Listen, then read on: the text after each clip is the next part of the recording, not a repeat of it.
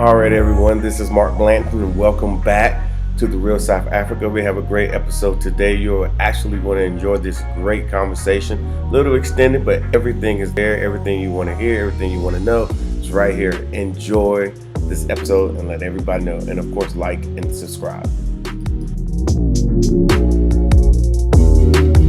And The Real South Africa has a group trip with the African Diaspora News Channel.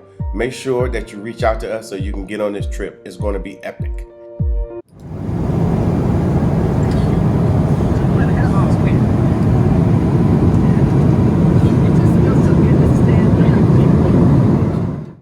You are here in South Africa. This is Sandton City. Downtown area is absolutely awesome.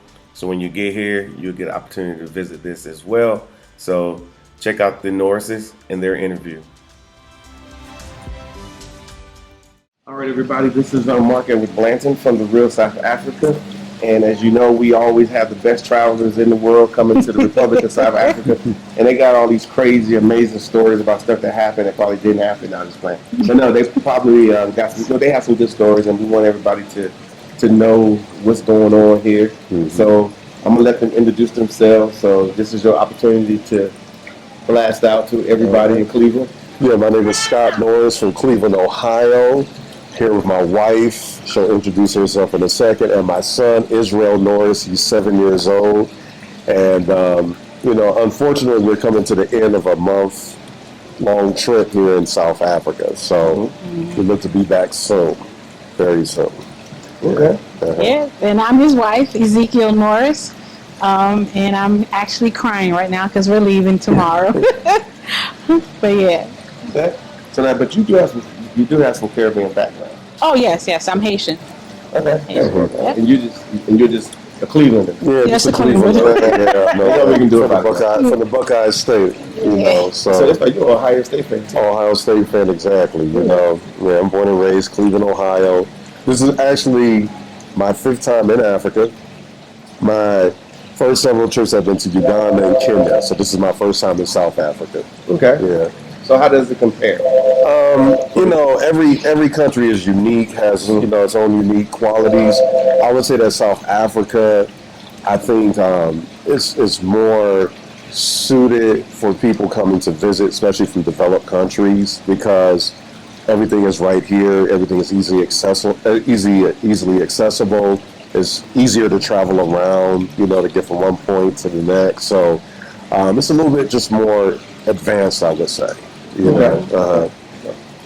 But not a put down to those other countries at all. I mean, I think people should come visit the continent, but I really like it here a lot. I feel most comfortable living here than those other places, Okay.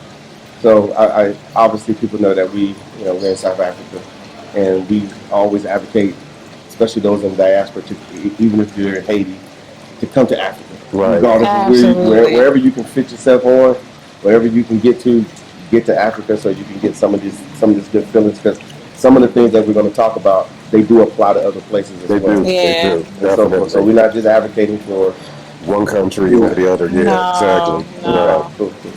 Yeah. So, Zeke, talk to us. Listen. My grandma, actually, I was talking to her, she felt a little envious. Really? Yeah, she said she always wanted to visit Africa. Oh, but in that mentality that we have back there is like, Africa seems so far, so she never had a chance to or thought she would be able to. Maybe when she found out, when I was talking to her on the phone, and she found out I was here, she's like, you could have just brought me. That's she's 88, 89. Yes. And she's like, we're like, no, we can't. It's like a 14-hour, 15-hour flight. Yeah. And she's like, I could have done it. I could walk around the airplane and we could have done something. So she really would have loved to come here. My mother, she's coming next year, hopefully. But she was still skeptic about the whole, is it safe? And are you okay with the 7-year-old there? I was like, I felt more safe with Israel here with me than I would in Dorchester. Mm-hmm. And so to me, it was, and not only that, you have people who who are they're so friendly and also looking at you as be careful or watch out for that or Yeah. so they're also looking out for you at the same time. Yeah. So it's not like everybody for themselves and they just walk down the street, because I know in Boston you say hi to somebody, they're like, Yeah. is this person real? You know? So no, so the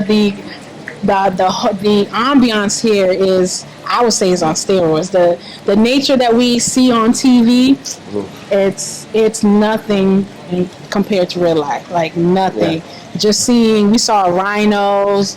I mean, they're not in your backyards. Because Yeah. I know a few people ask me, you can have cheetahs or something coming up. I'm like, no, I mean, we don't have that in the States. You know what I'm saying? Yeah. So no, you go to a certain place to go see them, but to see them in their natural habitat, to me it was a aha moment, like I belong here type of feel, and the little one, he's like kicking and screaming, like he doesn't even want to go back, you know. Oh yeah, he does not want to go back. He's like, I want to live here. So when we went to see the Crawford International School, he was saying, Ma, can we come back? I want to come here. So let's talk about that, because there are those that the reason we obviously we did a video with Crawford International Schools. They reached out to us and said, hey, we know there are African Americans that are coming here, and we want to be able to put our product in front of those African Americans or those in the diaspora. Right. So we did a video. A lot of people seen it. I think you've seen it Yep. as well. Which prompted you to go? Oh, I actually, to school. as soon as we watched that video, I actually connected with them. Okay. I sent an email, and her name is Sharon. She hit me back and gave me information. And when she told us when we come in town, just send her an email, and we'll set up a date. And that's what's happened. Yeah. So, okay, you went to the school. Yep. What happened? We went to the school, so there's a gate. So it's kind of. So we went to the Pretoria campus. So the way it was is in the city, so it's right there. So it's behind these gates. So you're not really thinking. Well, for me, I was thinking like school, like in the States. Yeah. It's just a building, and that's it. You walk through that gate, and you're like, you see the football field, soccer field. You see the kids eating and spending time with each other there. We went to the third grade classrooms, which are semi-outside, so it's like right there. So one whole section will be for the third graders, a whole section will be for the fourth graders. So they separate them, but they're not separated all at the same time. Okay. And they have the open cafeteria. They even have this boarding school that's completely equipped. The school first said start for third graders. They start them with coding, robotics, and they pick 2 languages on top of everything else that's going on. I mean, it's totally equipped. Your child is getting what they need. But this is South Africa. So obviously, I'm being a skeptic, but like a lot of people are, you shouldn't see these types of things. You hardly see it in America, so I don't know why people feel like it any other way. Okay. but you found it here. Yeah. Very accessible, and then I think you talked about the pricing. Yeah. So we were looking at, what's the name of the school? In Ohio, it's a private international school. Andrews Osborne. Yeah, it's a boarding school Yeah. / private school, and it costs around $27,000 after scholarship. Yeah, and that's a year. Right? That's a year. For Crawford, and I have to say this, Crawford actually offers a little bit more than Osborne does. Okay. For Crawford, you're spending around $6,000 for the whole year. $6,000 US, and you get a private education. Yes, top notch. It's a baccalaureate. Yeah, international baccalaureate. Yeah, international baccalaureate. IB IB. program. Yep. And it's it's an international school too. Yeah. So it's like your accreditation, you can get into any university around the world. But the universities here are pretty good too. Yeah. So and then also, what was really cool was that after we did the tour, my wife got a chance. Well, I was there too, but got a chance to talk to Sharon. And we were probably in the office for like a couple of hours easily. Yeah, almost 3 hours just talking. And just expressing and then sharing our concerns and stuff. And she put us at peace. And I'm an educator too, so I'm very picky. Sure. She put me in a place where if we were here right now, I would have signed him up. Yeah. That I had no concerns. I didn't feel even walking through the campus, I didn't feel like, oh, he's going to be bullied or he's going to be teased for whatever. You know, he's the only child. Very nice. You know, very nice man, really against bullying. Too. And the kids are well behaved, and I have to point this out. Very well mannered. Not trying to bash America, but the kids are well behaved. The kids don't run to school. You know, and the love and the compassion and the support that the kids have from the educators, it's beyond. It's beautiful. You know, so I'm not saying the States don't have it. More so as a hit or miss in the States, but it's just wanted to be able to go to another country and the same week you got there, you found something that would suit your child. I was blown. I was like, okay, we're moving. That's it. Okay. That's it. Yeah. I'm glad you said that because, like I said, I remember people would send us emails all the time. But what about the education there? What about the education if we decided to move? Now, keep in mind that you probably need to come on a visit like they did. Come on a visit and see a lot of these things for yourself because we can't display everything that you possibly are going to need in a video because we're actually, you know, doing our travel and tourism responsibilities, making sure everybody gets what they need, like you guys did, and so forth. But I would say you do need to come here on a visit. And I'm glad you said what you said because it let people know that, you know, if you decide to go to a foreign country and live, that there's, you know, educational opportunities for your little ones. And that's important. Yeah. And even if you actually, they also, we were very social birds here. So we talk to other parents and how, even if you want to homeschool, they have a community of homeschoolers. Yeah. So you're not by yourself in this country, by yourself homeschooling on your own. So you have a system there set up as well, families that you can connect with to continue your homeschooling if that's what you decide to do. Yeah. So the education's covered, you guys. Yeah. And then also too, you said that the colleges here.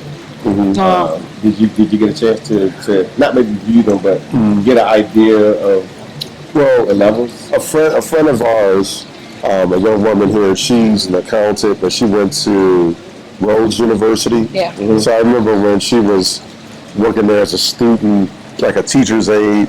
So I saw the campus, you know, pictures of it, the setup of it, and of course I looked up things online. Yeah. I think there are several universities here that are ranked at the top in the world, basically. Yeah, exactly. You know, so I haven't had an opportunity yet to go visit a campus, but I do know about University of Johannesburg, how they also have a campus in Soweto, and you know, like University of Pretoria, I've heard stories about that, Rhodes University. So there's a lot of good universities here, great universities. And not only that, people need to understand that they're connected to other institutions and corporations in the States. For example, if you're an accountant, if you got your degree in accounting here, the U.S., I think it was 2019, they did an agreement with South Africa where all they have, any accountant who wants to work for any companies or being a consultant in the state, they just have to take the international exam and they are all set.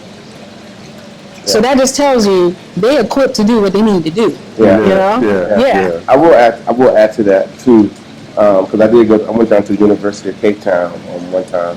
We was actually there to go see Trevor Noah because he was playing. We spent some time on the campus, and I was looking on the wall, and they was like they was like if you're an international student from the U.S., fill out your FAFSA forms so you can get your student aid to go to these schools down here. Can. And the schools here are much cheaper across the board. Jesus, so much cheaper. And our kids can go to these schools. I know I had another conversation with a young lady, and she was like, so how does that transfer to the U.S.? That's why we have so many international people in the States, especially a lot of South Africans, because they went to school here, got their education, got their advanced degrees, and then they're working in the States, taking those jobs because they are highly qualified when they went to school at. And those are things that we found out, and this was many years ago, and I'm sure things are like that. So it might be opportunities for some of our kids to go to primary grades here, and then if they go to primary grades in the States, apply for educational opportunities here. They can come here in a beautiful city, beautiful environment. I I would advise, now this is the educator part of me kicking in. You need that. I would advise as a parent to also open up the doors for your child to see international schools here. The experience, the lifelong experience alone, and the education is just something that when they become a well-rounded person, period. Yeah. Because now they are translated to the States, so don't worry about, if I get my doctor's degree here, will I still be able to work in the States? Well, yes, you can, and in the UK, and anywhere else. Anywhere else in the world. But to open that door, and it's cheaper. Like I remember I saw Pretoria for 1 year as it was a master's program. It's around $2,500 for 1 year. Yeah. So imagine in the States, we love our schools in the States, universities there, but you're spending to minimum $25,000 a year. Easy. Yeah. Easy. And that might be a state school if I'm not mistaken. Yeah. Might be HBCU. Yeah. I stroked a lot of checks. Exactly. So it's one of those things where they're not stuck in just one type of culture, the American culture, but coming here and it's diverse. When I mean diverse, it is diverse. It's very diverse. Yes, and you're interacting with all type of cultures. Now, I know in our American mindsets, you think Africans are Africans. No, you have different tribes, you have different dialects. Just about to America, you have one language, and it's like a big thing if you speak two. Yeah. Here, if you don't at least speak 4, they're like, "What's wrong with you?" Most of them speak 7. Yeah, we met a few who spoke at least 12. Yeah. And that's including English. So don't worry about communication at all. No. You're going to communicate very well. English as a 5th language. Let's just think about that for a second. Yeah. Okay. Cool. So now, you got here. What was your first impression?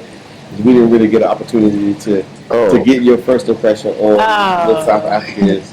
My first, I was like, wow, this is this is really cool, but even just coming through the airport, and just some of the countries I've been to before, you know what I mean? But it was, easy process coming through.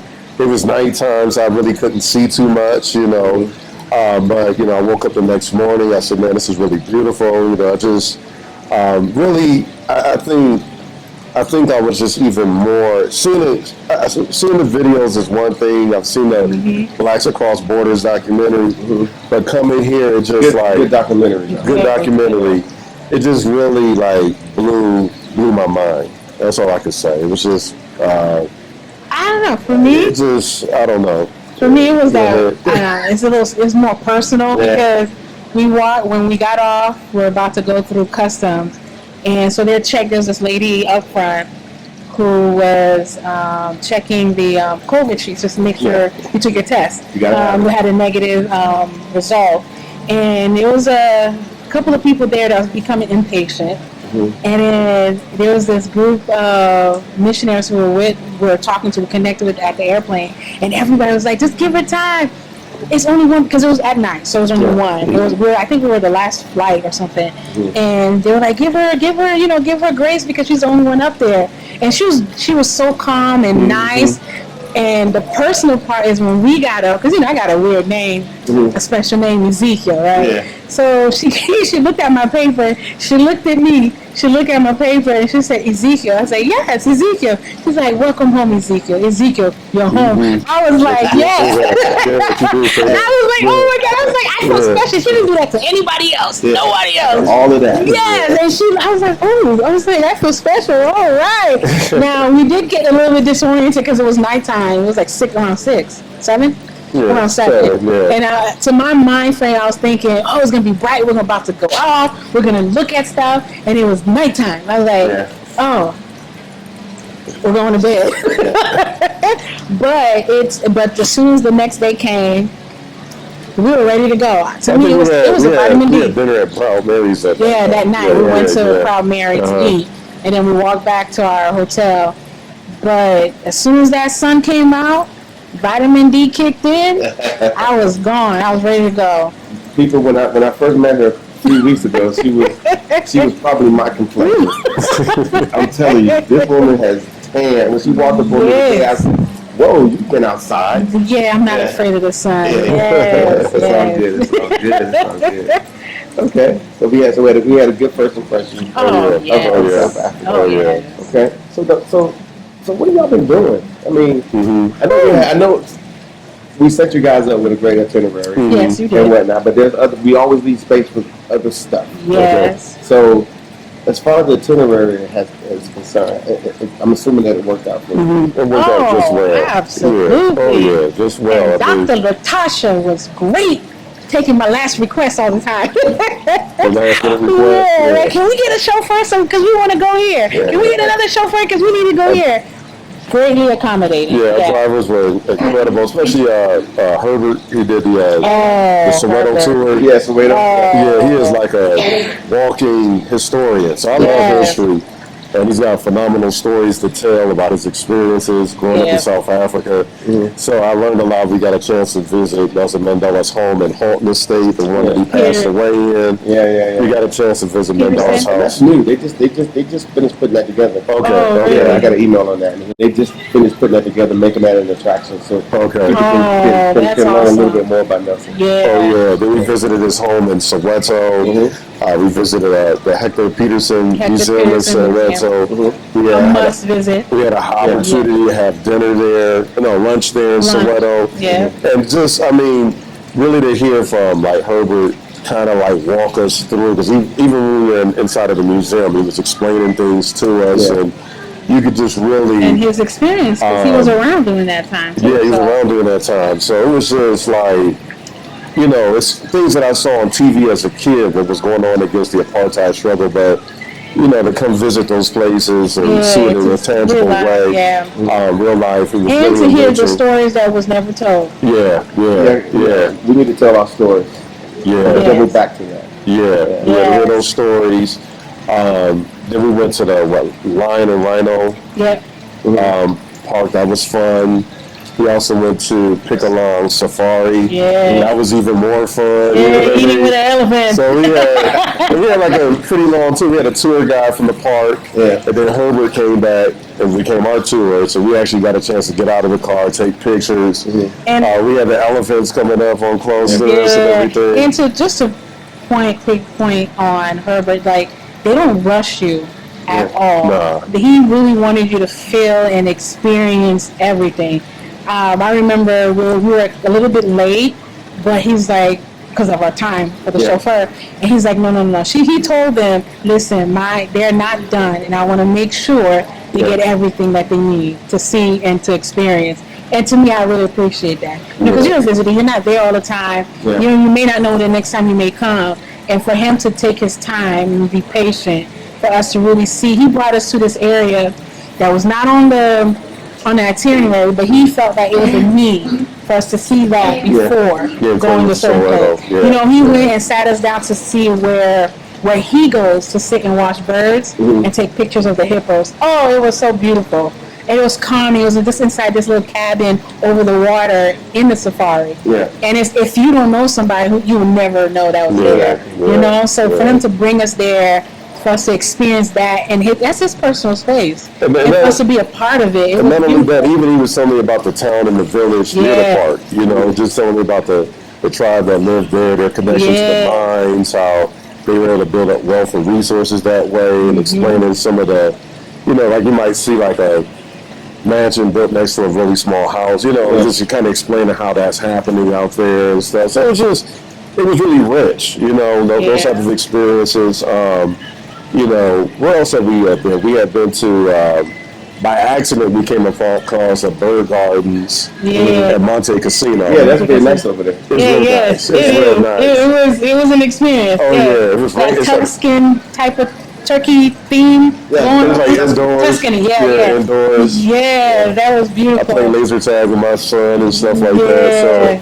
So did the kid have a good time? He had a good time. My goodness. Yeah. But they'd be like, can I bring my kid? Even at the Listen. Mall of Africa, he was just playing in the little playground with the kids. Remember when we got back to the hotel? And then outside, he was running through the water with the other kids. He came back to the hotel, Mark, and he was like, I love my life, Mommy. Daddy, I love my life. Hey man, at the Mall of Africa in the fountain in the outside, he was out there. He was Oh, outside playing with the yes, kids. playing There was with an the indoor kids. playground he played in there, outdoor playground he played with them, running Oh, through the yes. water. He had a good time playing with the Good kids. time. They were, you know, what's your name? What's my name? You know, the kids start playing with each other, you know. Yeah, So, and then they knew he was not from there. Yeah. So they were patient with him and just having a good time. Yeah, it was beautiful. I just loved just to watch them play and how they communicate. It was too cute. It was too cute how they were communicating.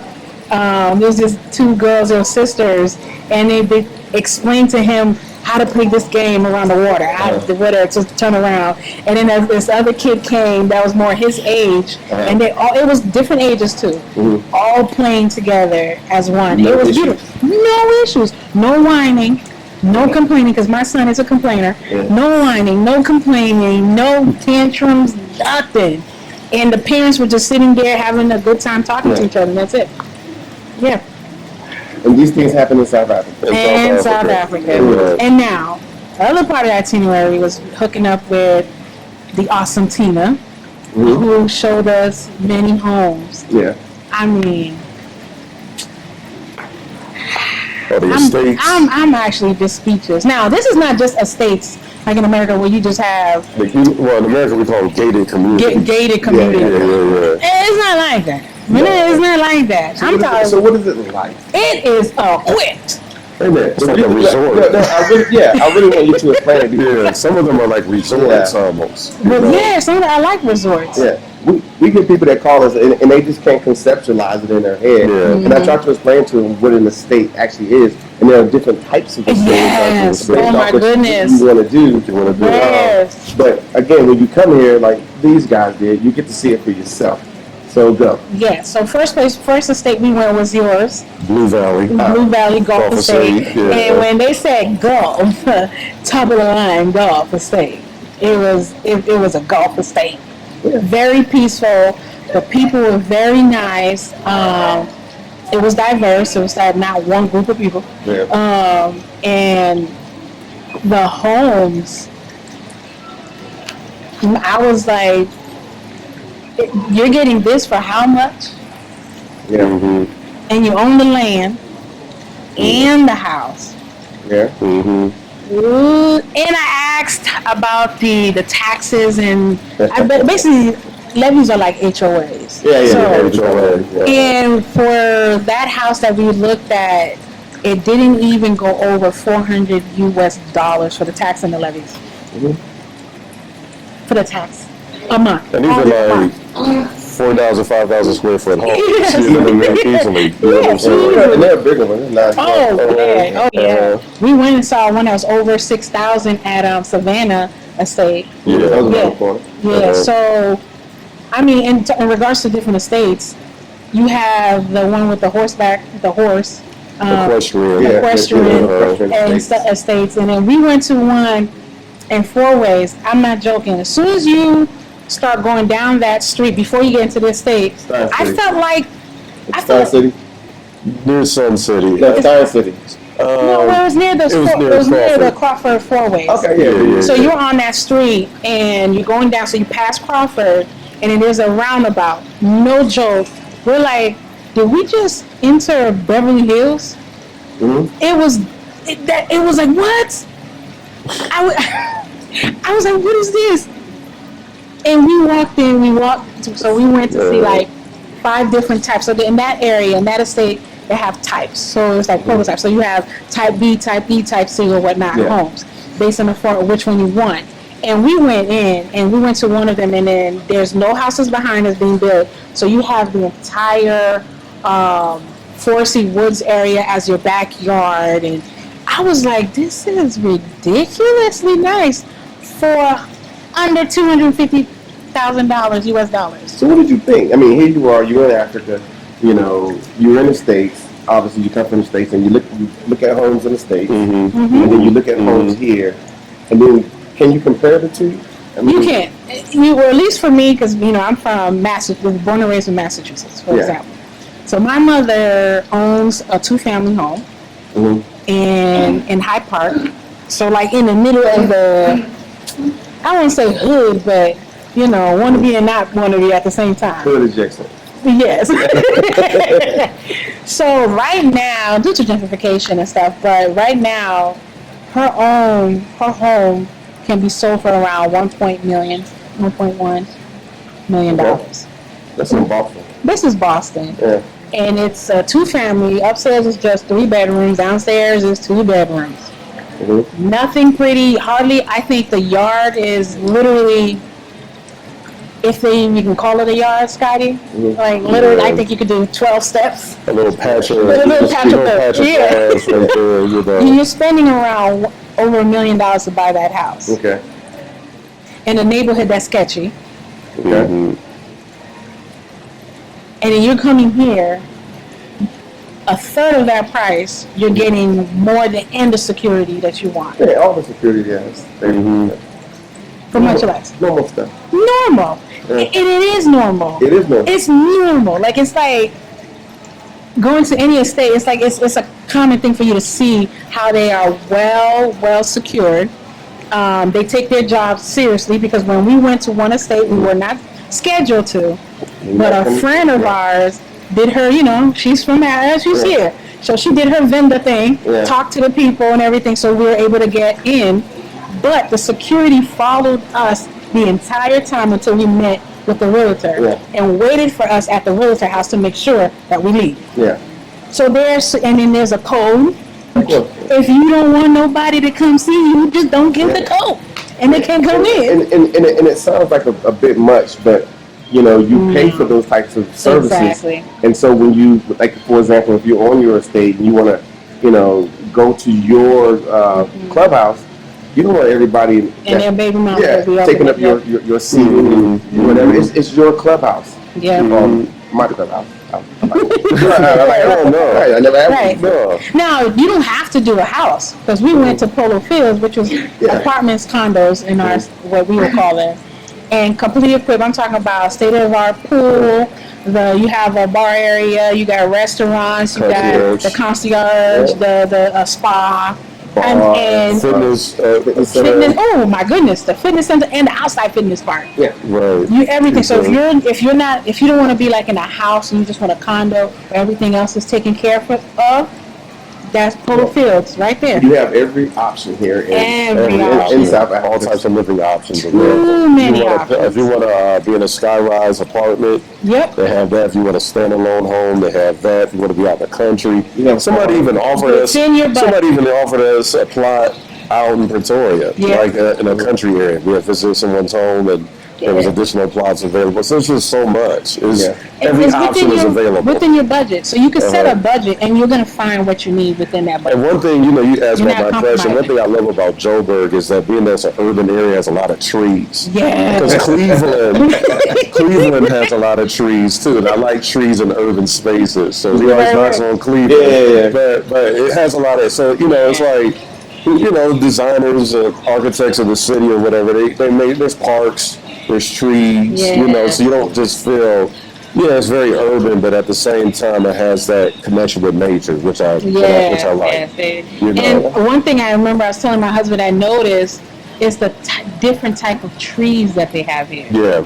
I was like, oh my God. So you like those purple trees? Yes. The Jacaranda. That's my... Jacaranda. Jacaranda. Yes. It's beautiful. Yeah. Oh my goodness, we went down a tree line street, and it was just them. It was just even on our street that we're staying on, it's like that. I was like, so beautiful, and you have the Florida, palm trees. Palm trees. You have some other ones I don't even know the name. Yeah. And I was like, these are beautiful. Yeah. I mean, it's tropical here as well. Yeah. Oh yeah. So if you want to live in a tropical environment, you can come here. Or if you want to visit a tropical environment, you can come here as well. So let me ask you this: like, you guys have obviously made friends here. Yeah. Okay, talk about it. So you met friends. Well, first we actually had friends here already. Sure. And then when we came, we made more friends. And I have to say, the people whom you guys connected us with, like Tina, Tato, who else? I have a few other names that I can't remember. But being connected with them, and Isaac, yes. And of course, even with Tina, did I say Tina? Yeah. So we build a relationship with them as well, and then just going out talking to people. All you have to do is That's it. It's not rocket science. So you don't have to be like, is this a good time? Can I say something? No, it starts out a good hello. No, people greet you. They expect you to say like, "Well, how are you?" They How expect you are to you really doing? talk back to Now, them. I have to say this now. I have to say this now. Be comfortable learning cultures here too, and it's being Haitian. It's a pride thing when you see a foreigner say something, and you're like, it gets you excited, and it opens up the door for a connection. So to be able to learn how to say hello in Venda or in Zulu or something like that, and just say it. It doesn't matter because just about everybody speaks Zulu and speaks all these languages anyways. It opens up their heart to them and makes like you appreciate their culture, and it's beautiful, and it does not have to be a particular, because everybody's so friendly. It's not awkward to just see somebody sitting over there and walk over to them and say, hello, my name is so and so. Yeah, that's it. How are you doing? Or you're what do you sitting do? there and somebody just walks Come over to and starts talking to you. Especially when That's it's somebody from America too. I feel like it treats a lot of people's interests and so forth. Right. So it's not what they would call an individual type of society at all. I will. When you spoke on that America thing, it's funny. I think Americans probably think, well, because you're American, it's happening because you're American. And the reality is, it kind of isn't, because what happens is they see us on TV. Because all of those U.S. shows that you guys are watching in the U.S., they're watching them here too. And they're watching their stuff, and they're watching stuff from other parts of Africa. So they're kind of well versed on, black culture overall, but we kind of stick with our little thing, and we think it's a niche when we are watching an African show on some channel in the U.S. We're catching up. Yeah, but they watch us all the time. The crappy part about it is they never see us. They never physically see us in person. Right. So they know all our music, all our basically our whole culture through TV. Yep. But when they see an American, normally they're white. Just gonna say it that way. So when they get a black one, they're like, "Hey, I'm a black American dude. This is crazy." This one brother at a church was like, they went to church. Yeah, we went to a couple of churches. Yeah. So the second church we visited, he was like, they announced that we were here to Norris's or whatever. And he said, man, I saw you. I thought you were Zulu at first. I think because of the beard. And he was like, I was like, wow, black Americans. He was like really excited. We had a good conversation, real good. But they're really very well versed, as Mark said, on black culture in America. Of course, they watch the other Nollywood and stuff like that too, But they're a lot of people are like, well, welcome home, and what can I do to help you out? Right. And we're actually very helpful. Just as we stated, someone here local helped us get into an estate. She also took us to a market that was Jesus. like an off the grid, like, if you want to think of it like the African market, people everywhere, vendors out everywhere, but you can get some real good stuff there inexpensively. But you would never know that place if you did not. Yeah, you would never know that if you didn't mess about the local. And you must come here because what happens is, and I'll just tell you, like just behind the scenes, people are always like, well, I was on Google. And then they ask us, okay, I was on Google. And they keep trying to use this Google thing as their, as their Google. Yeah, all the guide. negative stuff that comes up on Google. Let's get some first-hand experience. Exactly. So like the stuff that you learn from the guides, we purposely put guides in place so you can have those experiences. You know you're going to have these experiences. Right. But you can't do that sitting on Google and trying to figure it out. You have to let BBC go. can help you. Right. CNN, they give you a glimpse. Yeah. And they're usually going to And it's usually the non-favorable. They're going to show the negative side. Yeah. There's negativity everywhere, but they're only going to show you one imbalanced story. I also want to state this too, because I heard this a lot. This whole notion that Africans don't really like African Americans, that needs to stop. Because it is not true. It's not at true. all. Yeah. That whoever's perpetrated this or started spreading that concept that Africans do not like African Americans or whatever it may be, it's completely just false. Because some of the Africans that some of the people that we know here locally, even from other African countries like Zimbabwe. A family that's been here for about 12 years. We had a chance to have dinner with them. Came out to my wife's birthday, celebrated. Yeah, That's pretty cool. Yeah, we had we were social. We were social. Tatos, you know, Isaac's daughter came, came, you know, and her cousin Humphrey. Listen, we were social. We were like, everybody come. You know, we came to my wife's birthday and supported. I mean, you know, just, but I've met people from different countries here. Tina's from Congo, she told me. Yeah. So, you know, it's a from mix Zimbabwe, of... the other one's from Botswana. I mean, it's Nigeria from the guy from the church, the family from the church, who is actually making my mom a dress at this moment. We'll be picking it up tomorrow. It'll be done. But isn't it great to be sitting around a table full of Africans from all over, and then you representing the African American component, and everybody just having a conversation, because that's happened to us several times when we're just sitting around, and then we're all black, but we all like the same things. The conversation's very similar. And you kind of find out this person's from Angola, and this person's, like I said, from the Congo, and this person's from, you know, somewhere else, and you're like, this is crazy. This is crazy. Because we're not supposed to be, you know, from our perspective, as being an American, we're not supposed to be having these conversations. They don't like us. Right. As you said, but you obviously went to, you said, a couple churches while you was here. And keep in mind, this is some of the latitude that we build into some of these packages based on the conversation that we had, because we had a conversation. And I was like, hey, we kind of want to, no problem, we can make that happen.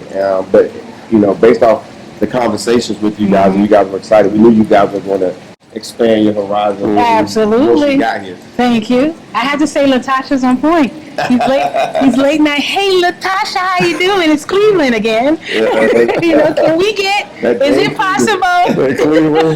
No, you guys were awesome. I have to. We already started talking to friends and family, saying they were like, "Oh, wow, okay, we're gonna check you guys out." And no, because I was like, "No, they are legit. They are on point. They will make sure they are customer packaged according to your needs." Yeah, they will, you know, definitely. So it's not any other tourist company where it's the same thing for everybody and you're stuck with what they give you. No, it is packaged according to what you're here for, what you want to experience, and then some. Exactly. So it's been an awesome experience. Now, can we talk about the food real quick?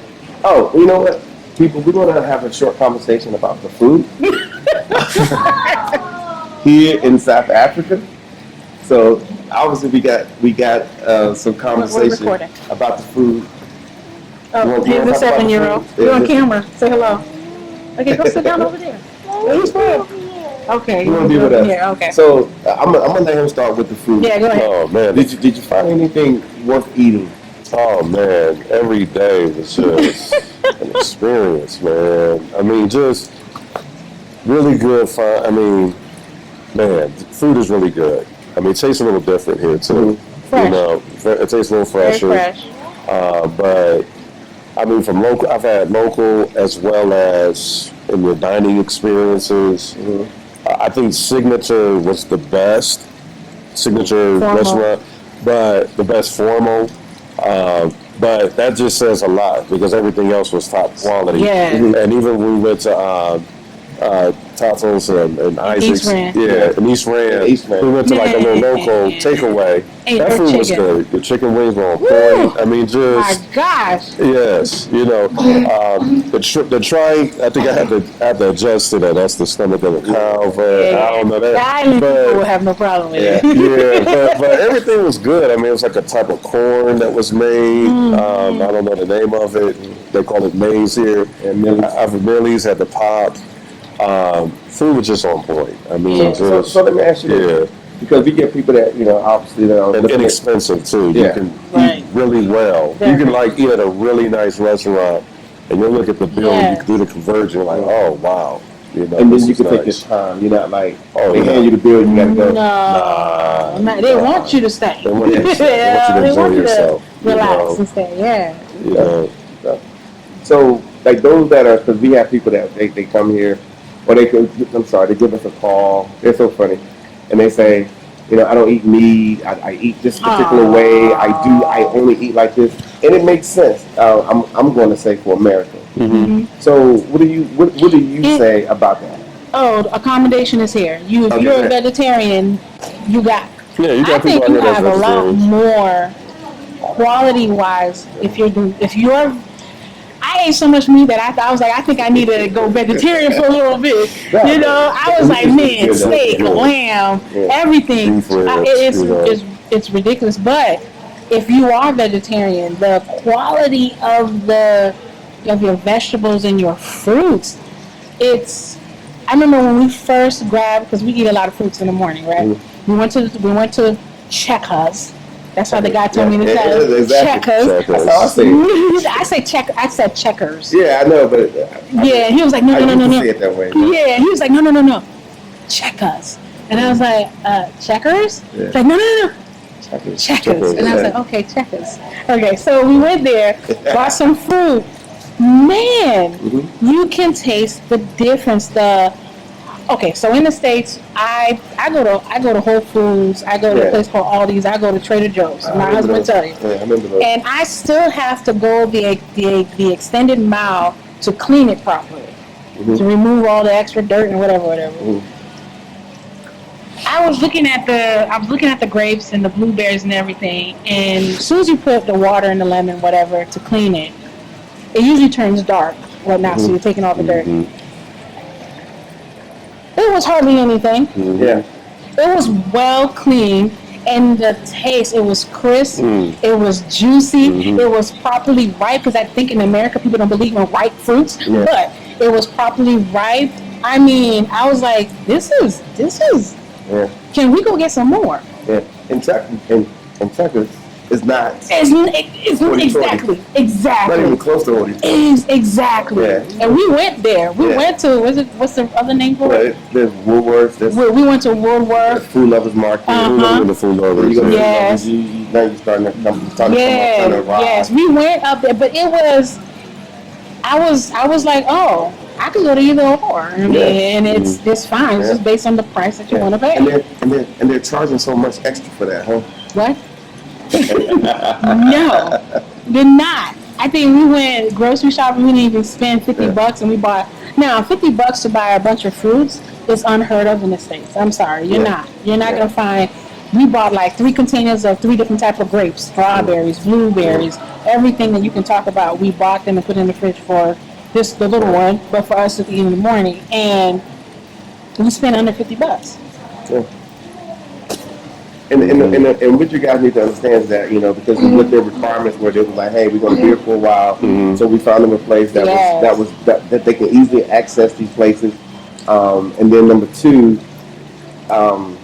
they have them right in the malls. And I mean, like, you can get your shopping cart. Oh, yeah. And bring your shopping cart with you everywhere you go. In the mall. In the mall. Which is, I've never seen that. Yeah. We all the way through the then you get back to where you're staying, and then the cart disappears, saying like that. Yeah. They take it right back to the somebody comes and gets it and takes it. They take it back, no problem.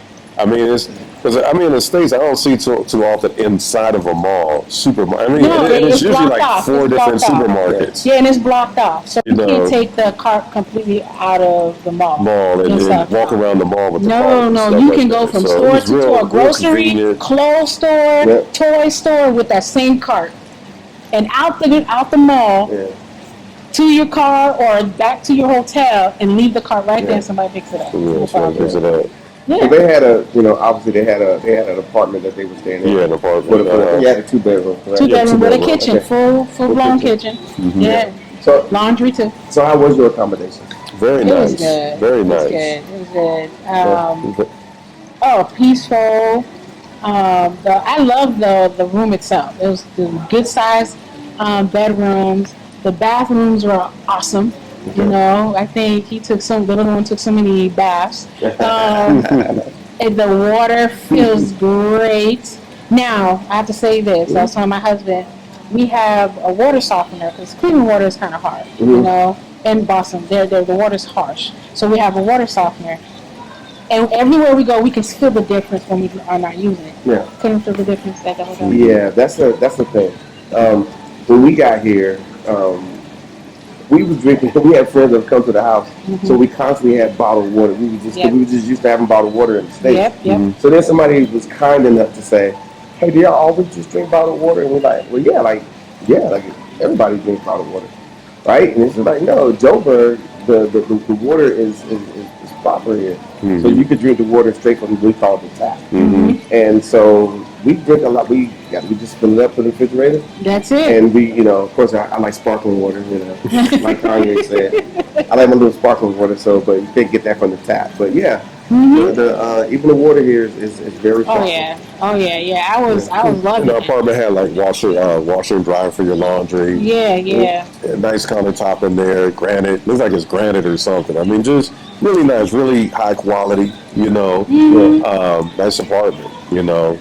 Spacious enough, had enough room in it. Now we did get special treatment now. Oh Lord! Because of the so we had the cleaning. the housekeeper. Housekeeper came in, and in our mind, I'm like, you tip. You guys are getting spoiled. Listen, we just tip. To me, it's just nice to tip, to say thank you and whatever.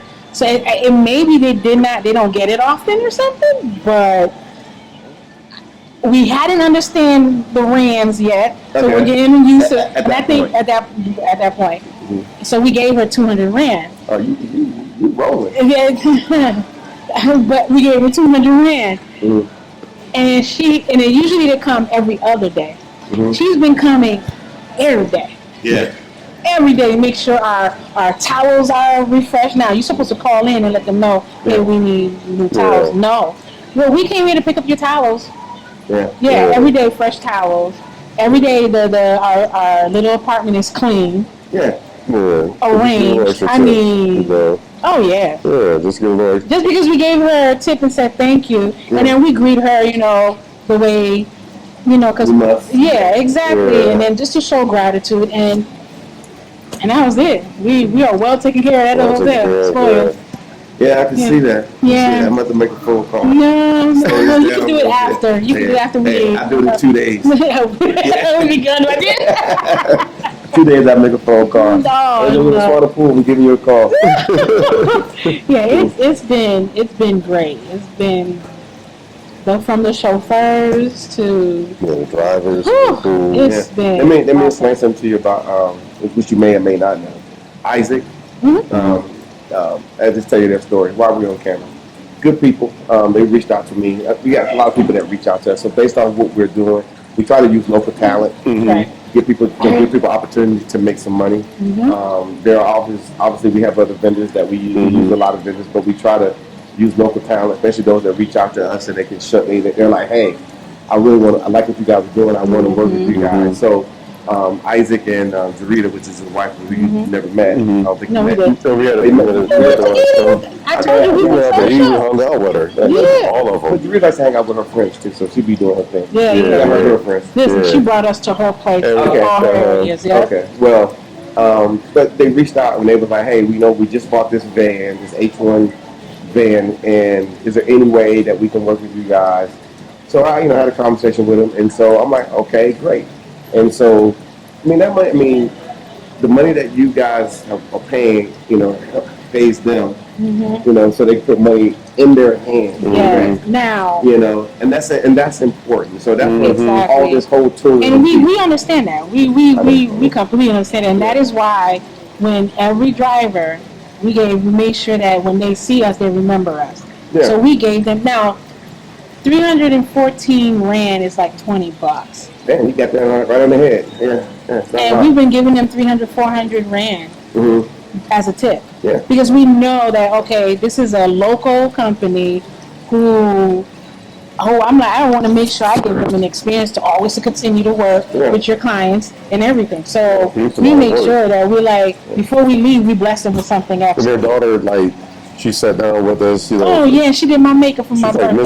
Stop playing. Yeah. This is Miss Soweto winner or something like that. 2019. Yeah. Oh yeah, sweetheart. I mean, they're awesome. Completely awesome. But all of these things can't be put in your itinerary. However, based off the type of person you are, based off how much engagement that you want to engage, it's at a point to where if you do these things are going to happen. Yes. Because we put you in a place to win. Now, if you want to be closed off to yourself, do what you do in the U.S., then it's going to be hard for people to reach you. Yeah. But if you can just open up a little bit, these types of things that happen. As far as the tipping is concerned, I've been on cruise ships where I've put $400 US in there, or I've been to, you know, so we're not talking about anything different, but it goes directly into our people's hands. And we really appreciate the fact that they have made themselves known and say, hey, I want to work with you guys. And so, and they understand that they want to be working with, you know, unruly people such as themselves. Unruly people, but you know, it works out. It works out. So these types of, so I said earlier, we need to be telling our story. Our story. So we're telling our stories, and we hope that there are other people in the diaspora that hear this story and say, you know what, I want to have a story like that. I want to come to South Africa and do these things. It won't be the exact same story, but it will be your story. And this story, y'all didn't have the story when y'all showed up. No, you did not. I mean, you can be yourself. That's the thing. You can be yourself. And now I understand. Okay, so my husband, there's two things. My husband said to me, because, you know, he's been to Uganda, Kenya, he said the sun in Africa hits differently, right? I'm like, whatever, it's the sun. What are you talking about? Child. I hit that. I was like, your natural environment where you, it does hit differently. From, you know, so and it feels hotter. A little more rainy. I don't know. It feels great. Like it just feels great on my skin. It just feels good. It feels great. It feels, and it's very energizing. You come. I mean, the atmosphere, this period, everything. And another thing is, I'm not trying to put racial stuff up in here, but it's fun. But you don't feel black in Africa. You feel like a human being. I am so serious. Like it's just your being. You know, you're a human who's just living. It's not this uncomfortable when you go to a restaurant, or I mean, as much as yes, you still be observant, but it's not this state of, do I belong? Am I going to be mistreated a certain way? Am I going to be attended to? I mean, there are times that my husband and I, we went to certain places in Ohio, we never got served. You see what I'm saying? So I mean, you don't have that at all. Like, you can just be. And to me, I love it, and that's why we're moving here. You know, and for South Africans, you know, I know a lot of y'all say, if I want to go to America, you should visit. You should visit. Visit. And but keep in mind that some of the things that we were saying, such as you know what Ezekiel just said, getting served. It happened to me. I've sat down in nice restaurants. I mean, my money is right now. My girl MX is ready to rock and roll, and I see them serving everyone else, and then they. You know, you do one of two things. You either make a stink, or you just say, you know what, I'm about to leave. I'm about to bounce and whatnot. And so those types of things happen. So that's why a lot of us are so enamored with what happens here in the Republic of South Africa. Yeah, that's right. We are super enamored. We sit down and they come and you get like real service, and the service here is insane. It is insane. They do a great job. I applaud South Africa. Every one of them. You guys are awesome. We love you because, man, from what people may think, oh, you're just a server. No, you're not. You guys are, your hospitality is beyond. I mean, that's a part of the culture too. Exactly. That's a part of and we appreciate you guys. We love it. We love you guys. Thank you for welcoming us home. Thank you. You know, I mean, just to hear from my grandmother, who really wished, out of her years, she really wanted to be here, and she never had the opportunity to. And for me, to have the opportunity, after speaking with her, I was like, you know what, this is a blessing. It is an opportunity that I can't take for granted. You know, so I hands down, South Africa, you guys got it good. You know, you guys are doing good. I know there's stuff that still needs to be. Nobody's perfect. No country's perfect. But as an individual, as a people, hands down, awesome. Hats off. I have to say that, you know, the experience has been wonderful. It's been a blessing. People have welcomed me in. A lot know that our goal is to transition here long term. And we've, you know, really got a chance to connect with people that live here. They're phenomenal. Even this one white pastor, you know, real cool dude. He speaks Zulu, you know, real cool dude. Was very welcoming. Opened up his home to us. So, you know, just a lot of this has been a very rich experience. It's another unique African experience that I've had. Yeah. You know, not all African countries are exactly alike, but that same love and hospitality that I've experienced in other parts of the continent is here as well. Yeah. And I want to say thank you for welcoming me home. The people that say, "Hey, this is home for you. Welcome This is home." They say, "Hey, yeah. welcome home." It's So home. it's just wonderful to hear that. Yeah, it's you know, home. It's it home. really is home. So It's like tear up home, like you can breathe, you know, as a Mm-hmm. mother. You know what I'm saying? It's a tear up, wow, and you can exhale and be like, whew, it's home. And that's how I feel. That's how I feel. So we should have been moved here like decades ago. you know, when I first saw that but working on- documentary, I should have just got on a We should have plane just done it, yeah. out here. Blacks Without Borders. Blacks Without Yeah. Borders. I Yeah. think on our channel, I did a 2-part series. Yes, we saw And it, just yeah. talking about it because, you know, it was something that same document. You know, people don't realize that the guy who made the documentary, Stafford Bailey, he's passed. He's from California, Okay. but he must have got here and was totally like, what's going on? Yeah. And he felt probably he probably felt more passionate than I did to say, well, you know what, because it takes money, effort, and energy to put together a documentary. Oh, Right. yeah. Right. And we happened to see that documentary on, I think it was on Showtime or, you know, Something, and it yeah. was one time we happened to see it. It was random. It was like pop I saw it on up. YouTube. I saw it on YouTube.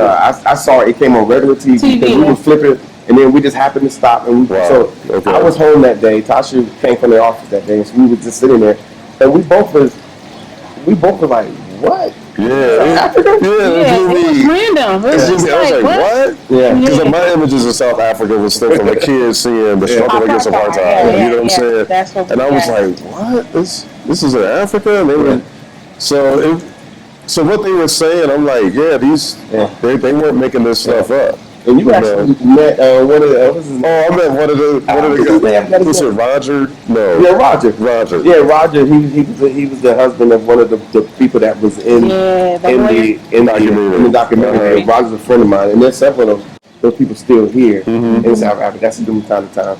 But I met him like my second or day here, second or third day. He was Yeah. walking. I said, "Hey, Roger, what's up?" Yeah, he cool dude. Just real regular. You went on Chicago. Yeah. He's talking about his tenants, you know. And we also met the other he's from California. He's moving here. He's starting the process. So that gentleman that's visiting. Frederick. Frederick. Yeah. We have another person here, guys. That I haven't even told you guys about, because most of the people that's on our YouTube channel, they want to see the people, you know, and they're excited, and they should be. They want to see people coming here, which is a good thing. So ultimately, I'll get him on. But Roger is cool. I mean, he's been here for about 18 years. Yeah, long time. And he's, you know, told me his wife passed, but like, for somebody to stay and be here that long and he lived and still doesn't want to go back. No, I'm not even thinking about. No. You know, he's still got his, you know, Chicago swag. Whatever going on. The Midwest, representing the Midwest. But, you know, he loves it here. You know, and you can tell it was genuine. You know, so that was just a blessing just to see somebody from that documentary. Like, how does that happen? Just randomly walking through the mall. You know. So it was nice. Obviously, you watched it because as soon as I say because you remember. I watched it, think about a dozen times. I'll probably watch it that many times. The woman that was a lawyer. She was a lawyer. Out of Chicago. She was renovating her home. I remember and she said she visited like 20 I know the scene and everything. In Halton. Didn't they live in Halton? In Halton. You know, so now I've been to some of these communities and stuff like that, you know. Put the picture but I mean, we're not even that far from where Mandela's house was at, you know. So this is like rich full of history, man. It's like rich full of Black Pan-African history, just alive and popping, just you know, here, you know, and regular people. You know, us coming from America, you can be a part of that. You can make a tremendous impact. And they want you. They want us here. They want us here. They want us here. Yeah. You know. Why go to a place that don't want you? Go to a place that wants you. Go where you celebrate it, not just tolerate it. I like that. I like that. Yeah. But it's very interesting. Like I said, you know, I can talk about that documentary for a minute because again, I might not have mentioned it, but when we watched it, when we was like, whoa, this is crazy. Next time I was working for the government, and I was, working for the government, and I ended up coming here to this hotel. They built it. I mean, they built it. That's the only reason why we're here. Oh, because they built it for you? No, yeah. No, I was one of the first people to stay here because we came in for World Cup. That's right. My treasurer came, so I had to come. We was here in this hotel, and I remember them building this hotel. But literally like a few months prior, I saw that documentary, and so we was buzzing about this documentary. So then we was trying to find it again, like maybe it came on TV again. We were trying to find it, through on demand and all that good stuff. Couldn't find it. So I just said, I'm buying it. I went online, searched it, and got the DVD, carried that little DVD, got it to the house, and we kept watching it. And I made a few copies for friends. I'm like, man, I got to see this thing. This is out of control. So it really motivated me. And then when I got here, it was like, whoa, I saw it. I'm like, this is crazy. When they was building this particular hotel here in Rosebank, when we pulled in, it was still dust everywhere. They had just finished it, and one thing I remember in particular on the roof, because this whole area they was really building it up because of the World Cup, and people that were here they know the World Cup was bigger than Super Bowl. I'm just telling you, it was videos all over. I remember seeing it on TV and stuff. But being here, it was like it was on steroids times 10, and but to see the brothers walking around in their suits with the white construction caps, inspecting, making sure stuff. I said, man, we really up. I mean, I was really shocked. I was like, we really up in here like that. And then everywhere I went, it was like us. I'm like, this is. So I remember, I was in Rosebank, but the mall wasn't there. The Rosebank Mall wasn't there. And when you walk out of Rosebank Mall, that building you run right into, there used to be a restaurant sitting right there. Okay. So here I am, late at night. I'm hungry. I walk out of this hotel. I said, let me just walk over here real quick. And it was so funny. I went over there. I didn't know anybody. I was hungry. And I had just talked to Tasha on the phone. And she just listened to me. Yeah, okay. Because I was like rambling. I'm like, this place is, you have no clue.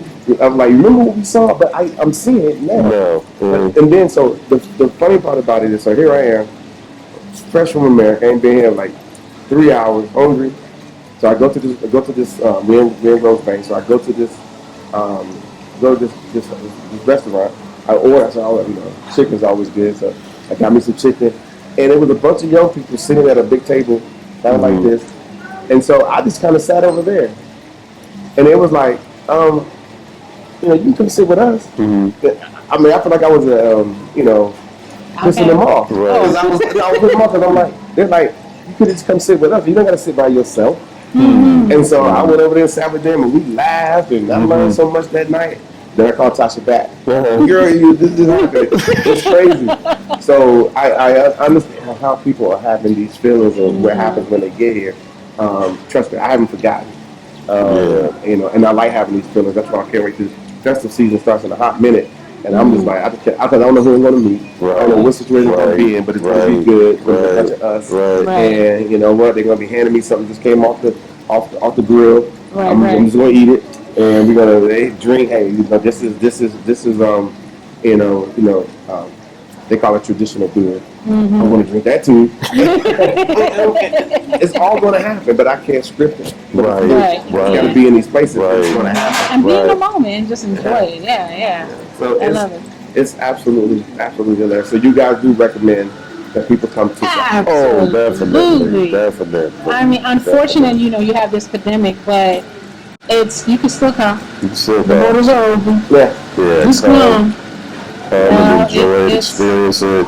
So you can sit behind them camera and tell us about your experience. I'm telling you, it's I would even say don't be afraid of COVID here. A lot of people are. Don't. I'm telling you, the measures that they take here, the state has not, the U.S. has not even got there yet. They take extra precautions. Yes. Spraying your hand everywhere you go. You go to 25 places, you sanitize. I got my mask off now, but believe if you're walking around, they're gonna say, "Sir," they'll say it politely, but you gotta, But yeah, they're very cautious. Oh yeah. I mean, and they keep everything clean. Restrooms, everything. Clean. So it's like, Clean. you know, I mean, I feel like they take more precautions in the U.S. I'm gonna be honest with you. Oh yeah, I believe that. I'm laughing when you guys said they are polite. They are, because They're polite, but they're slow. You know. Yeah, it's funny because I was thinking about, because I go to Macro a lot. Macro is like a Walmart. And I go to Macro, and there's a guy. He walks around with a paddle, with a little thing on it. They just tell you to put your mask on, right? Put your mask up, like even if it's hanging a little bit. I be walking around shopping, got stuff in my head, and then he'll just kind of. But you. You're like, and then you're like, oh, okay. But they're very, and then they'll just walk away and find somebody else, and he'll be like, and this happens like all the time. So it's crazy. It is crazy, man. But it's, you know, I think they're doing it out of genuine concern and care. They don't want people to get infected, you know. So. And they're more equipped. They're just more equipped to deal with stuff like this in the States. Yeah. So, your final words to all these great, wonderful people out there who are on the fence, thinking about, man, I just need to come to South Africa. I don't know if the real South Africa can make it work for me. There are those. Like I said, I am kicking and screaming inside. Don't let me go. No, I want to stay. I want to stay. If we could have stayed, we would have been here. I mean, we would have just stayed. But we got to follow the law. You know, but no, it's come. Please come. Please come and visit. I don't even suggest 3 weeks like we did because we feel like it's short.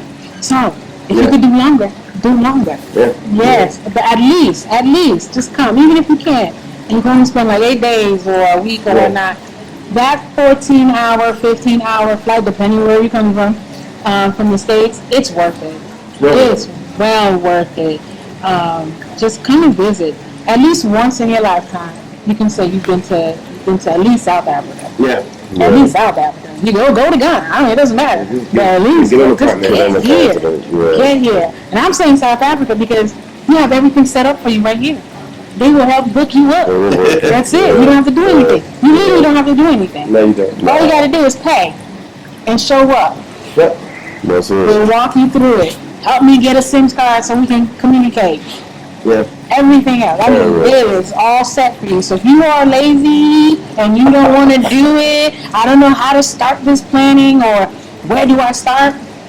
It's called a phone call or a message to the real South Africa. And that's it. I mean, I think that's the most weightlifting that you would do. Do yourself a favor. Come visit. Come visit the continent. The real South Africa is here to help you. Whether you're married, whether you have a family, whether you're single, I think it could fit anybody. And stuff.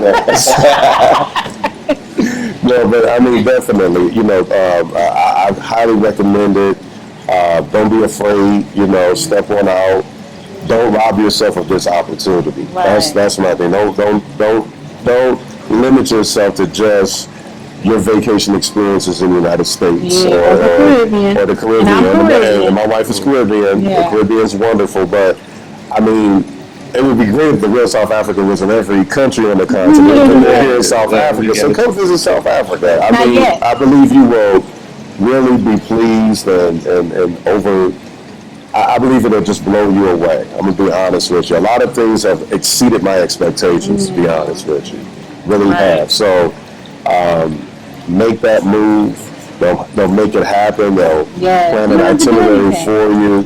And I mean, you know, a travel company that's catered to us, man, that's just not really common. No, it's not, especially even on the continent. It's really not common. So they think like you think. They know what you have in mind. They're gonna listen to you. And they understand the unspoken words that you did not say. Yeah, exactly. So do yourself and your family a service by coming. Yes, give them a call. I suggest call. You come for just a week. I think you're teasing yourself by doing that. Yes, you're playing. But hey, do that. I know people's work schedules are different. Because you will come back if you do a week. Yes, you will, for sure. Yeah, you will come back. We have a lot of people that are coming back now. They're scheduled. They've been here for the short. You know what? I'm not really sure. I'm gonna come for a short time, which is a good thing. It's a good thing. And they come here and they're like, whoa. And then they're booking their Their trip. Oh, we already planned our Yeah, next no, trip. if you're on tour, do your little short visit, just Yeah. to get, just so you can mentally unlearn some of the brainwashing that we have received in the Yes, West. To be yes. honest with you, we've been brainwashed about our homeland. To be real with you, you know. Yeah, So we're already planning our next trip, but it we try looks to like we're trying to after plan our I know, exodus. because we met with the visa people, which was hooked up by them also. Yes, So yes, we're trying to. if everything goes well, by the fall of by the October, November of next year, we will be visa secured. Yeah, Cool. that's our Yeah. goal. All right, everybody. Thanks for watching this conversation. Like I said, I implore you guys to obviously, like and subscribe. Send it to your friends. Let them see it. Start a discussion. You'll be surprised what people are actually thinking. That are sitting to your left and to your right, or to your right, to your left, whatever, and whatnot. And then, like I said, when you're ready, or if you got questions, send us a message. We will sort you out. Yeah. And so see you later. And hopefully we see you in sunny South Africa. All right. Hello, everyone. As you guys already know, my name is Mark Edward Blanton from the Real South Africa, owner and operator of this wonderful company that brings you to South Africa. And we do it in a manner in which you get an opportunity to view everything, see everything you need to see, either on a 6-day, 10-day, 13-day trip, or if you want to stay longer, we can arrange that for you as well. We do a lot of stuff. The best thing you could do is go to our YouTube channel if you're not already on it, and subscribe, because when you get there, you will see a lot of information. We put out information all the time, which could be important, or which is important for you to travel to Africa. So if you always wanted to come here, if you wanted to bring that DNA back to South Africa or to Africa, this is the best way to do it. So we hope to hear from you soon. And if there's anything that you need, again, make sure you subscribe to our channel, and also hit us up at info@therealsouthafrica.com.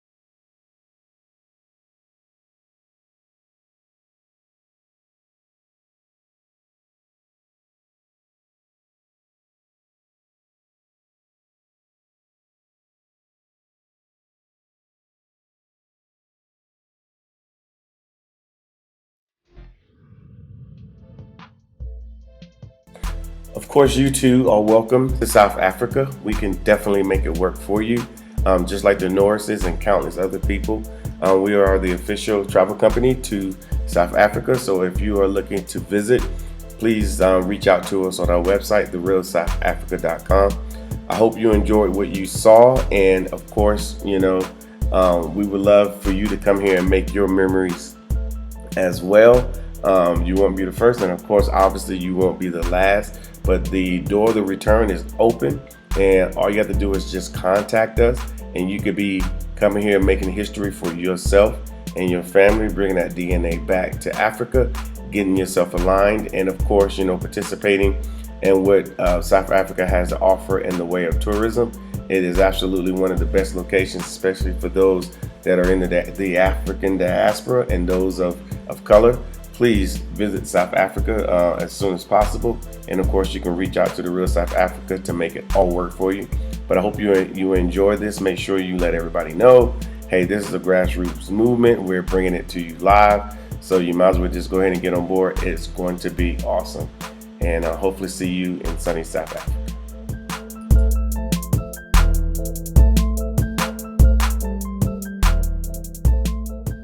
Thank you so much for spending time with us today. If you like what you saw, please subscribe, and don't forget to hit the notifications button so you don't miss out on all things The Real South Africa. Thanks again.